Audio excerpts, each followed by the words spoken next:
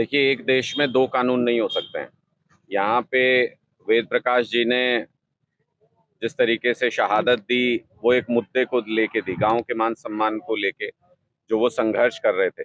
सरकार ने प्रताड़ित किया, सरकारी अधिकारियों ने प्रताड़ित किया, उस प्रताड़ना से दुखी होके दी और अपने सुसाइड नोट में अपनी मौत के लिए जिम्मेदार लोगों का नाम लिख के गए हैं।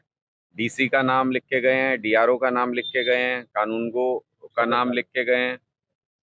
तो इन तीनों अधिकारियों के खिलाफ तुरंत प्रभाव से एफआईआर दाखिल क्यों नहीं हुई, एफआईआर क्यों नहीं लिखी गई?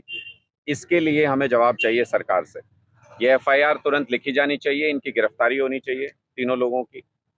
किसी व्यक्ति को जो सरकारी विभाग में आता है उसको इस हद तक प्रताड़ित कर देना कि वो अपनी जान दे दे, ये सबसे बड़ा क्राइम है। सरकारी तनख्वाह भी लेते हैं, इसी काम के लिए लेते हैं, लोगों के काम करने के लिए लेते हैं और उसके बाद लोगों को प्रताड़ित करते हैं। ये बर्दाश्त नहीं किया जा सकता। इन तीनों अधिकारियों के खिलाफ एफआईआर दर्ज करके इनकी गिरफ्तारी होनी चाहिए और गांव के मान सम्मान की लड़ाई जो लंबे समय से चली आ रही है उसको लेके सरकार को एक कमेटी बना के और बातचीत का रास्ता खोलना चाहिए, गांव के लोगों के साथ बातचीत करनी चाहिए। इस प्रदेश में मुझे नहीं समझ में आता कि हम लोगों का क्या होगा। हमारे मुख्यमंत्री इतना झूठ बोलते हैं, गांव में आके कह के गए कि आपकी सारी मांगे, आपका मान सम्मान की बात रखेंगे, सारी चीजें सुलझा देंगे। उस बात को आज 4 साल हो गए, मेरे ख्याल से 4-5 साल हो गए, 5 साल हो गए, 5 साल हो गए उस बात को, वापस पलट के नहीं आए। ना वो बातें मानी गई जो समझौता हुआ था।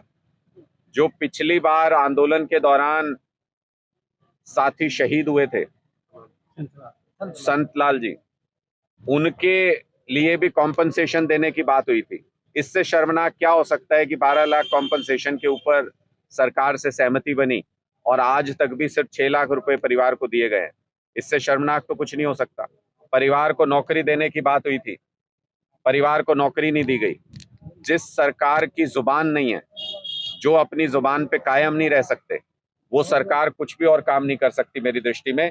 इसलिए मेरा अनुरोध है एक बार फिर, मुख्यमंत्री जी अगर कहीं भी इस बात को सुन रहे हो तो इस दुनिया में ना सही, इस धरती में ना सही, जब दूसरे लोक में जाओगे तो भगवान को तो जवाब देना ही है। तो कम से कम उसी नाते से ही वो बात सोच के ही अपनी जुबान की कीमत रखिए। गांव के मान सम्मान के लिए आपने जो वादा किया था उस वादे को निभाइए और सबसे पहले इन तीनों अफसरों को, जिनका नाम सुसाइड नोट में वेद प्रकाश जी खुद लिख के गए हैं, उन तीनों अफसरों के खिलाफ एफआईआर दर्ज करके उनको गिरफ्तार करने की आगे कार्रवाई कीजिए। आम आदमी पार्टी का एक एक कार्यकर्ता रोनात गांव के मान सम्मान की इस लड़ाई में उनके साथ खड़ा है। इस मामले को जिस भी स्तर तक ले जाना होगा, कानूनी रूप से लड़ना होगा या जहां भी सरकार के सामने जाकर के प्रदर्शन करना होगा, उन हर मुद्दे में हम रोनात गांव के लोगों के साथ खड़े हैं। प्रधान जी से काफी डिटेल में चर्चा हुई है, मैंने इनसे निवेदन भी किया है कि ये ज्वाइंट पंजाब के समय का मामला है, ये हमको एक रिक्वेस्ट लेटर अगर दें मुख्यमंत्री मान साहब के नाम, तो हम पुराने रिकॉर्ड खंगाल के हम वहां से भी देखेंगे कि क्या किया जा सकता है, किस तरीके से कानूनी लड़ाई अगर वहां से भी लड़ी जा सकती है तो हम उसके लिए भी तैयार हैं, हम उसके लिए भी कदम बढ़ाएंगे। पहला आंदोलन माना जाता है 1857 के गदर को, क्रांति को, और उस क्रांति में जिस गांव ने सबसे बड़ा योगदान दिया हो, जिस गांव ने क्रांति की मशाल 1857 में जलाई हो और उसके लिए सजा दी गई हो उनको अंग्रेजों के द्वारा, वो तो हमारे लिए पूजनीय होने चाहिए आजादी के बाद। अगर वो आजादी के बाद भी हमारे लिए कसूरवार ही बने रहे, अगर वो आजादी के बाद भी हम उनको आरोपी की तरह ही देखते रहे, उनके साथ जो अन्याय पहले हुआ वो अगर आजादी के बाद भी बरकरार रहा, तो फिर कैसी आजादी? तो इसका मतलब तो अंग्रेज चले गए और दूसरे अंग्रेज सत्ता में बैठ गए। गुलामी आज भी हम कर ही रहे हैं, इसका मतलब तो हमें अपना स्वाभिमान नहीं मिला तो कैसी आजादी? बिना स्वाभिमान की कोई आजादी नहीं होती।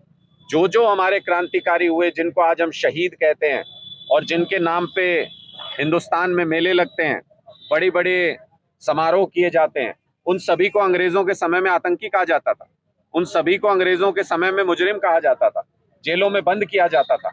लेकिन बाद में उनको सम्मान दिया देश ने। तो फिर रोहनात गांव को, जिनका क्रांति की पहली मशाल जलाने में इतना बड़ा योगदान है, अगर उस वक्त इनको इनकी जमीनों से बेदखल कर दिया गया था, अगर उस वक्त इनकी सारी जमीनें नीलाम कर दी गई थी, तो फिर फर्ज बनता है देश का कि आजाद होने के बाद हम इनको वही सम्मान दें जो दूसरे क्रांतिकारियों को देते आए हैं। गांव के मान सम्मान को वापस से बुलंदी पर पहुंचाना देश का फर्ज बनता है। और अगर सरकारें ये नहीं कर पाई आजाद हिंदुस्तान में, तो मैं इसको सरकारों का फेलियर मानता हूं, सरकारों की बदनसीबी मानता हूं कि वो ऐसा सौभाग्य नहीं ले पाए कि इन लोगों की सेवा कर सकें।